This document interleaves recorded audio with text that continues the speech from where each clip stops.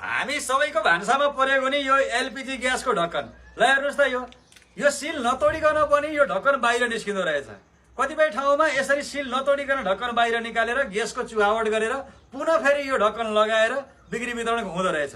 अब घरमा ल्याएको सिलिन्डरको ग्यास चुहावट भएको छ कि नै, चोरी भएको छ कि नै भन्ने जान्नका लागि यो भिडियो मैले राखेको छु। यो भिडियोलाई अन्तिम समय हेरेर मलाई पनि साथी बनाएर एउटा लाइक एउटा कमेन्ट गर्नु। प्रायः यसो सिलिन्डर लिएर आउँछौँ, लिएर हेर्नु त यसरी एउटा पेचकस अथवा कुनै चाबीको सहायताले सिल नतोडिकन पनि यो बाहिर यसरी निकाल्दो रहेछ। निकालिसकेपछि ल हेर्नुहोस्, यहाँ देख्न सक्नुहुन्छ यसरी मजाले एक आपसमा सिलिन्डर सटाएर यसबाट तपाईँको किलो 2 किलो ग्यास प्रत्येक सिलिन्डरबाट निकालेर बजारमा कालोबजारी गरिरहेका छन्। अब हामीले थाहा पाउनको लागि एउटा चिसो कपडा बनाएर यसरी 5 मिनट सुकाएर राखियो भने अनि जहाँ माथिको भाग सुकेको ठाउँमा ग्यास छैन, जहाँ चिसो छ त्यहाँ ग्यास छ, यसमा सब पुरै भरि छ। यदि तपाईँको यस्तो खालका सिलिन्डरहरू, यस्तो पाल परेका सिलिन्डर छन् भने तपाईँ पहिले होसियार भएर तौलाएर मात्रै प्रयोग गर्नुहोला।